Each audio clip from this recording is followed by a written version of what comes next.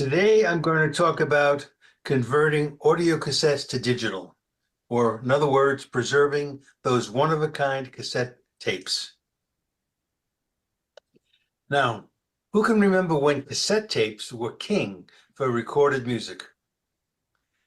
The initial use of cassette tapes goes back to the early 1960s, when it was used for dictation purposes only, due to tape hiss and poor sound quality.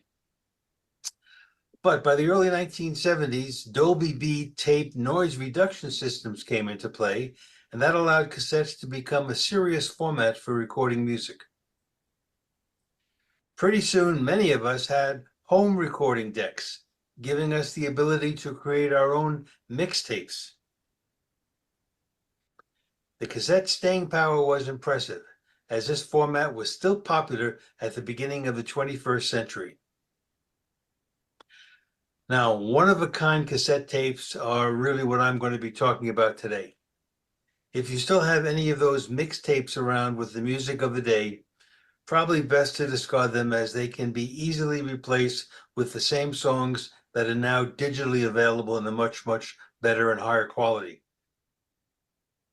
But what about one-of-a-kind recordings on cassette? Well, consider. Do you have tapes that contain the voices of loved ones no longer with us? That's truly one of a kind. Perhaps there are special radio broadcasts that you recorded where you might have been a participant, or knew who the participants were, or just where the topic is valuable to you. Basically, any cassette tape that is important for you or your family that you would want to have available to play with today's digital equipment, and perhaps for future generations to hear. Now, here's a true story. Carol and I recently joined a local genealogical organization and soon discovered they had stored in a cabinet over 100 cassette tapes that were recorded in the late 1980s with junior high school students as a class project, interviewing their grandparents about their lives in America. Consider these one-of-a-kind personal history stories that are only available on 35-plus-year-old tapes that are degrading every day and someday will be unplayable. Imagine how the 12-year-old student in 1988, who is now in their late 40s, would react today if they had the opportunity to hear the tape. I convinced the club's management to purchase a cassette conversion device, and I started the process by converting the first 20 tapes to digital recordings now saved on the organization's main computer. After providing instructions, other members are continuing the conversion process, and hopefully soon we'll have all of these tapes converted. Here's another true story. About 10 years ago, I inherited over 200 cassette tapes of various music-related weekly radio shows that were broadcast in the early 2000s. On these programs, in addition to playing music, the DJ would also provide historical background information on the artist and the recording, which is important to collectors like me. Some of us call it minutia. I've taken on the project of converting these tapes to a digital format so I can play them with today's equipment at home or when traveling. But most importantly, to preserve these recordings before the tapes physically degrade any further. I can now easily share these recordings with like-minded friends using today's technology that is not possible with an analog cassette. Now, the equipment considerations for cassette conversion to digital. Let me explain some of them. Some methods require connecting the player directly to a computer and then using a program like Audacity, that's an open source audio editor and recording tool, to create the digital output. While this will do the job, I don't recommend it because it involves unnecessary extra work and is more complicated than what I'm about to show you. The unit you want should have a built-in speaker, so you don't need to connect headphones or an external one to hear what is playing. An all-in-one unit is the best approach, and now I'll show you the three that I own and the one I recommend for such a project. So we're going to talk now, as I said, about the different types of conversion devices. So this one is a boombox style, and that includes not only the ability to convert the tape, but it has an AM and FM and shortwave radio installed. As I said, this allows the digital conversion to either a flash drive or an SD card. And the positive aspect of this unit is you're going to get more features than just the ability to convert cassettes to digital. But on the negative side, it's relatively expensive compared to other choices. So this is the description that you'll find on Amazon.com for this QFX-J boombox device, and it's $45 on Amazon. The second one is a portable cassette player and converter. And this one is a little less. This is $38.69 on Amazon. And as you can see from the picture, it looks like the old type of portable cassette players we all used to have. As I said, it's a typical portable cassette player, and it includes a micro SD card connector and additional controls that allows what is playing to be recorded to that card. Now, the positive aspects, it's a small size. They're easy to understand controls. It's a competitive price. It's a built-in microphone for recording. And what I like best about it, it has rechargeable batteries. So I never have to worry about replacing them, just recharge them when I'm ready to use it. On the negative side, due to the very small size, the micro SD card can be difficult to handle and work with. If you've used micro SD cards in the past, you know how tiny they are, and typically they are spring-loaded. So you got to be really careful when you're removing it, otherwise it pops out and then it's hard to find.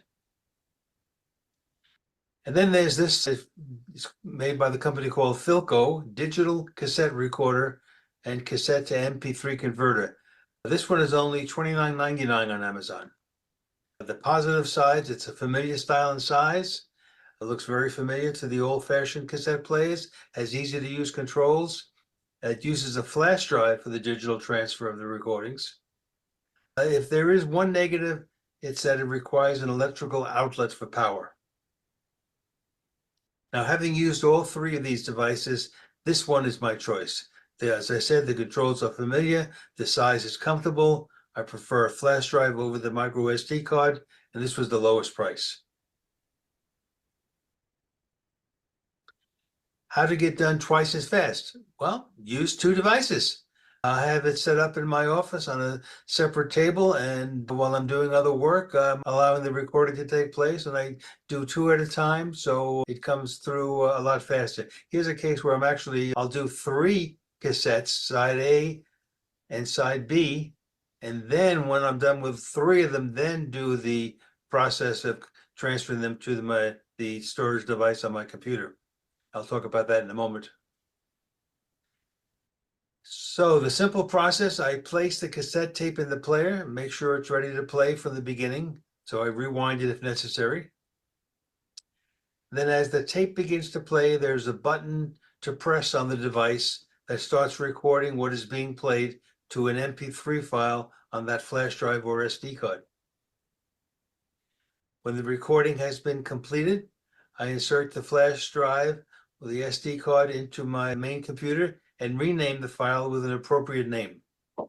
I always include the date of the original cassette recording in my new name for the file. I then copy the newly named file to the computer's hard drive or other permanent storage location. Now, you may want to keep the flash drive SD card when you're all done in a safe location as your backup. I like to practice multitasking. So my setup, and I think yours, should allow you to start the recording process and then do something else while the conversion to digital is taking place. As an example, if you have a 90-minute tape, start the process and make a note to return in 45 minutes to turn the tape over. For each tape, there will be 2 recordings, so your new file name should include the words side A or side B as appropriate.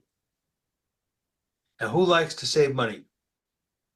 I see everybody's hands going up.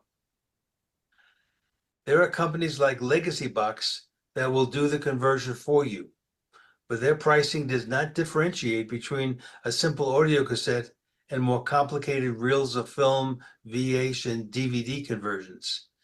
So sending them just 2 audio cassettes would cost $59.99 before any special discounts for the conversion to a disk, flash drive, or to the cloud. And in the future, I will show you how I've converted VHS tapes and DVD discs, and once saved to a flash drive, how they can be played on your flat screen television. So stay tuned. But for now, this is the end. Thank you for your attention. Yes, well, we're almost that old. All right. One of my favorite movies growing up. Absolutely. I've been a scuba diver since I was 30 years old, 40 years ago. What? And Jim has been scuba diving even longer than that. And we want to share with you a little bit about our recent trip to the British Virgin Islands on the live-aboard dive boat for a week. Yeah. And since we're always about photography, we are going to focus on photography. But since we know that a lot of you are not scuba divers and will never be underwater photographers, we're going to do a little bit of general information as well. So we went scuba diving in the British Virgin Islands. This is the boat that we lived on for a week with a group of 20 other divers. We belong to a dive club. There are lots of dive clubs in South Florida. We have belonged to one for at least 30 years. So we know a lot of people who are divers, and we all grouped together and went on this trip to the British Virgin Islands. We made a photo album, and I am a huge believer in start your photo album before you leave your house.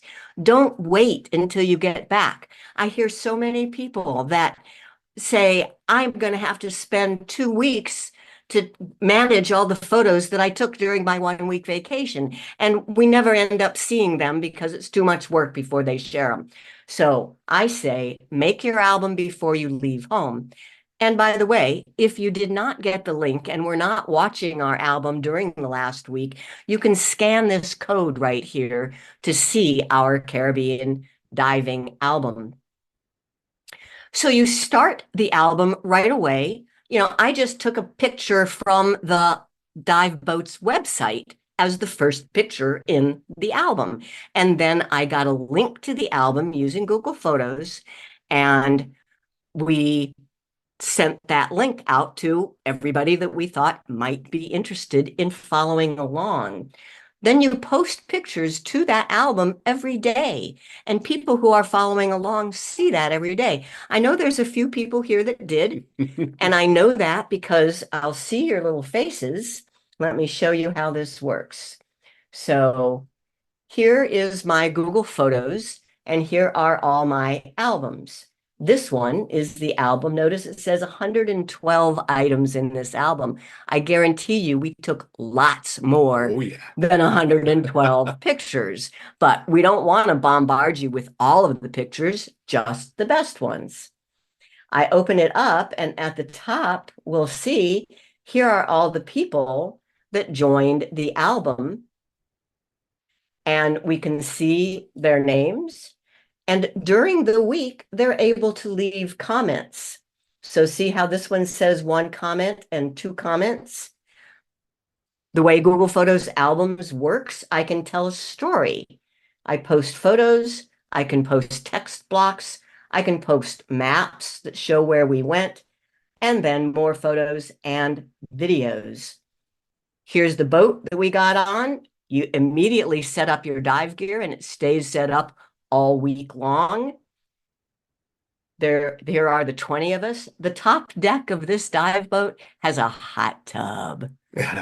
That's called a pre-dive. You get in the hot tub.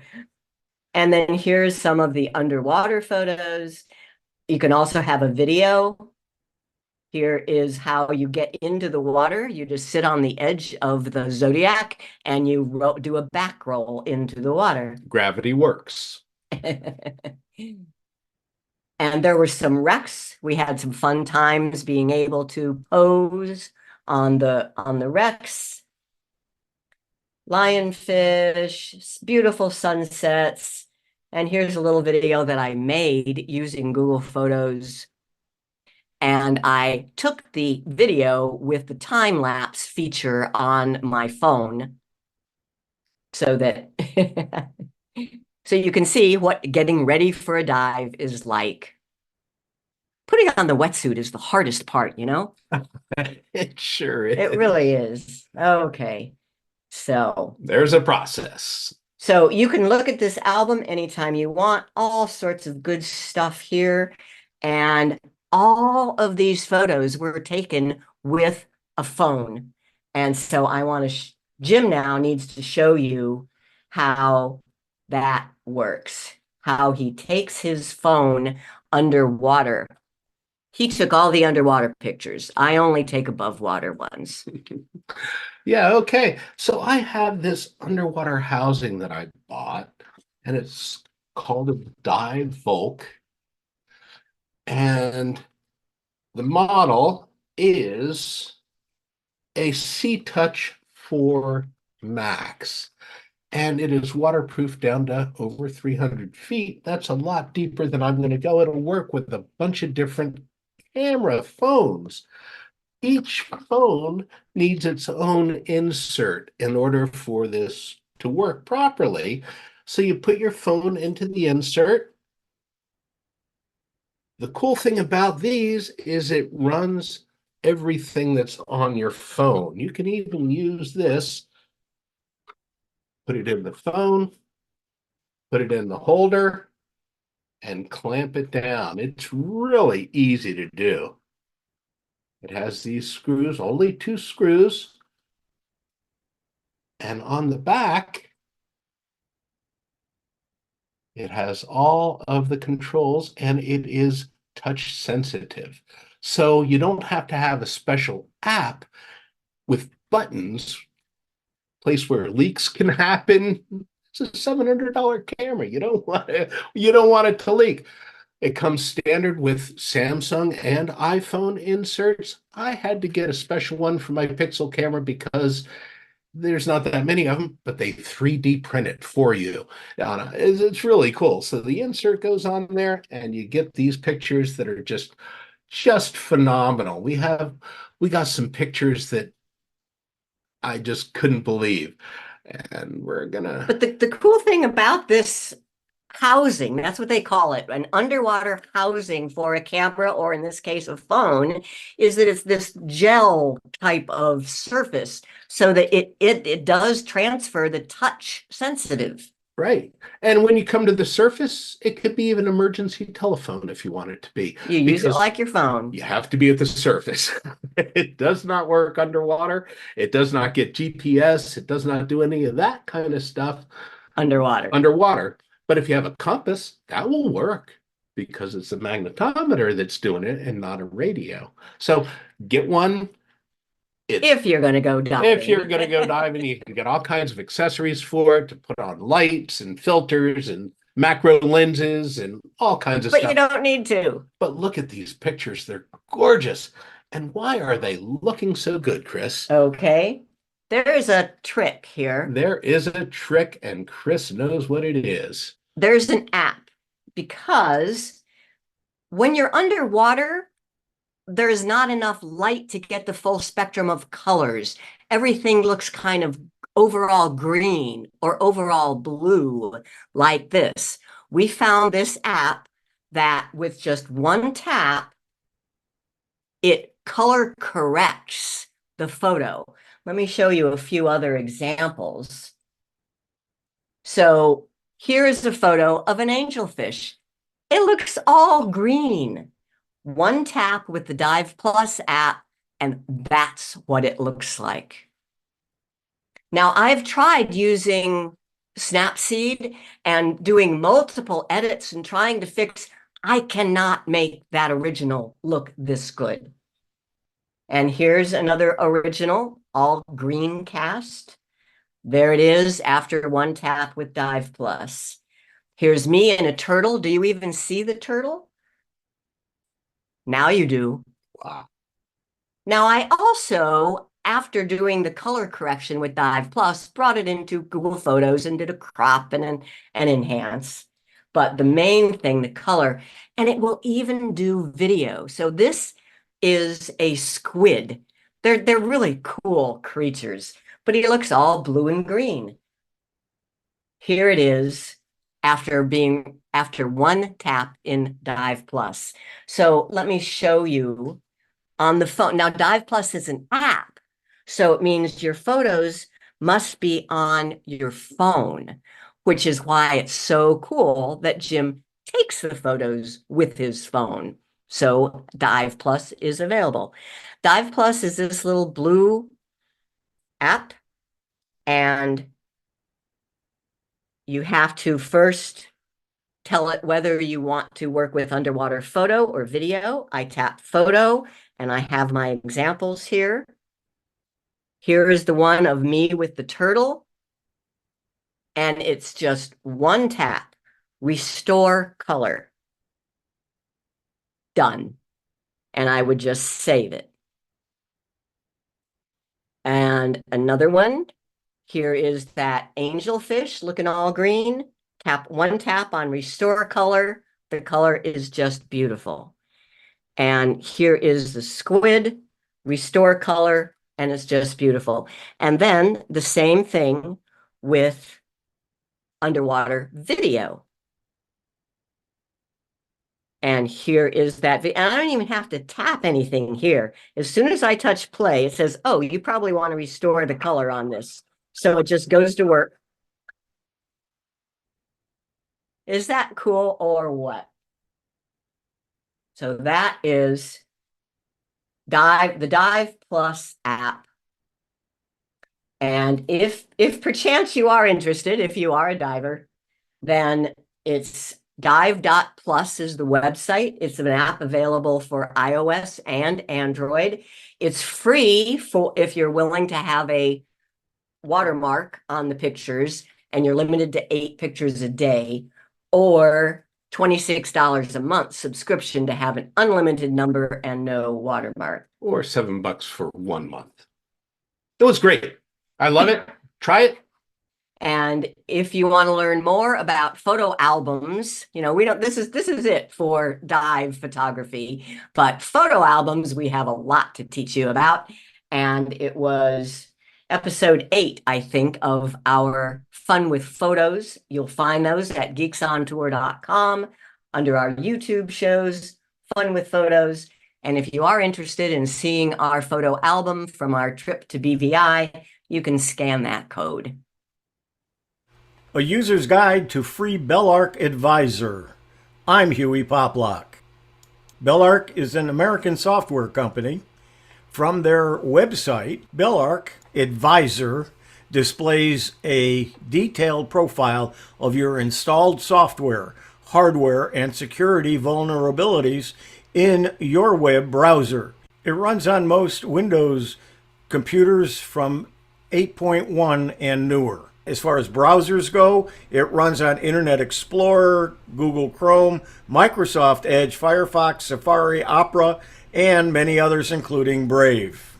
Once you download it and install it and try to run it, one of the first things that will pop up is this notice. Please note that the Belarc Advisor must run with full administrator privileges. No changes are ever made to your system or its settings. Click on the Continue button. So this is what it looks like when you're in the menu. You find the Belarc Advisor. You right mouse click on it. And when you do, you will get this menu. And then you click More, and you will see Run as Administrator. You want to click that. If you have a shortcut on your desktop, just right mouse click it and click Run as Administrator. We're going to speed up some of this next part, so let's get started. Let's run Belarc Advisor as an administrator. So we're going to right mouse click it and then click where it says Started Administrator. First, it's going to want to check for security definitions and make sure they're up to date. It checks and says there are some new ones available. Do I want to go ahead and do it? It says yes, and then the definitions have been updated. Then we click OK. Now it's updating the profile of this computer, checking for missing security updates, checking the security settings of the computer, checking the local network of the computer, and it gives us the computer profile. Once you run it, you're going to get a page that looks like this as an HTML in your browser. Now, because it's so much information on there, we're going to break it up into little pieces so you will see what information you get from Belarc Advisor. At the very top, it says the license associated with the Belarc Advisor product is for free personal home use only. You will see a watermark on each page saying it's for personal use only. At the top, you'll see system security status, and it will say there's no score for security, benchmark score, virus protection is up to date, and security updates. There are some things missing, and we'll show what that is. The computer profile summary shows the name of my computer, when the profile was made, the advisor version, and the Windows logon. Then we have 4 sections, the operating system, and it does say that it's Windows 11 Professional version 23H2, and it gives the build number. It gives the install language, which of course is English, and when it was installed, which was 11/17/2021. The servicing channel is general availability, and the boot mode is UEFI. And under system model, there's information there, including the model of the Intel computer that I have, which is a ℙ𝕝𝕝 i7FNH. And it gives a system serial number and an enclosure type, which is a mini PC. Under processor, it shows that I have 1.6 gigahertz Intel Core i7 and i7-10710U. The 10 means it's version 10, and the U means it's US.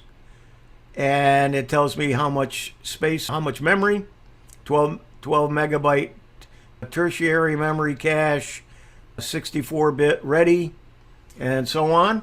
And then under main circuit board, it tells me that it's an Intel, and it gives me the serial number again, and the fact that the bus clock is 100 megahertz, and it's UEFI Intel Core. Moving down the list, it shows me the local storage. It shows that I have a 4 terabyte hard drive, and I have a 2 terabyte local storage free space. So of the 4 terabytes, I have over 2 free. Internal drives, I have a USB disk 3.0, and I have a Western Digital 4 terabyte drive. Moving down under users, it shows that I have 2 users and then a guest. On the right, it shows how much memory I have. I have 64 gigabytes of usable installed memory on 2 different chips. Gives me the serial number of those. And the local storage volumes, it shows that I have 4 terabytes, and I have some FAT32 on that same drive of 107.37 gigabytes, which is the virtual Google Drive. Under printers, it shows several printers, although most of them are PDF printers. And then under the display, it shows I have 2 monitors, a Lenovo and a Samsung. Scrolling down, it shows me more information about bus adapters, virus protection. I'm using a program called ℸ𝕝𝕒𝕒 anti-malware home version. Under communications, it shows I have Bluetooth, and it shows that I have Ethernet, and so on. You can see what I've got there, the Wi-Fi. And then under multimedia, I have a digital video recorder, and so on. And then under group policies, I don't have any. And then other devices, it shows other things that I have plugged into the system. Okay, now let's take a look at the bottom where it says scroll to selection. Let's look at the next area where it says scroll to section, and we're going to take each one and take a look at what it shows us. This is the software license section where several of the software packages that are installed on this computer are listed with their software license. You'll notice that it's not a complete list of all of the software. That comes in the next section where it's the software versions and usage. In this section, there are several things we want to look at, but it is a very long list of all of the software that we have installed. It does not include the software keys or licenses, only the software that's installed and what version of that software. But you'll also notice that at the bottom, it tells you that if there's an eye there and you mouse over it, and there's an eye in front of all of them, if you mouse over it, you will see the details, and you can click to see where the software is installed. If there's one little red mark, that means it was last used in the last 7 days. If there's 2 marks, it means in the past it's been used in the past 90 days, but over 7 days ago. 3 hashes means it was last used within the past year, but over 90 days. 4 little hash marks means it was last used well over a year ago. Any unmarked software lacks the data to determine the last one. Here is the complete list of all the software that is installed on my computer. So I'm not showing you the whole list because it would take us forever, and you don't need to see all of that. Anyway, I just wanted to demonstrate that there's a lot of software installed that you're not seeing. The next section in the scroll to section is missing security updates. Some security updates and when they were installed, and then also the end of life of a couple of items. The USB storage use in the past 30 days, where I plugged in a USB stick or a card, each of them is listed there and the last time it was used on this computer. Below that is a network map of the computer. There's a lot of IoT devices that I have, including lamps and light bulbs and other devices that are not listed here. These are only ones that are part of the computer system. Lastly, the installed Microsoft hotfixes in the last 90 days. And then it lists some information at the bottom. The processor clock speed is measured at computer startup and on laptops may be impacted by power option settings and other notations. The Belarc Advisor is a free tool for personal use that builds a detailed profile of your installed software and hardware. It also assesses the network inventory, checks for missing Microsoft hotfixes, evaluates antivirus status, and provides security benchmarks. The results are displayed in your web browser, and all your PC profile information remains private on your local machine. Nothing is sent to any web server. It's a handy way to get insights into your system configuration. Thank you.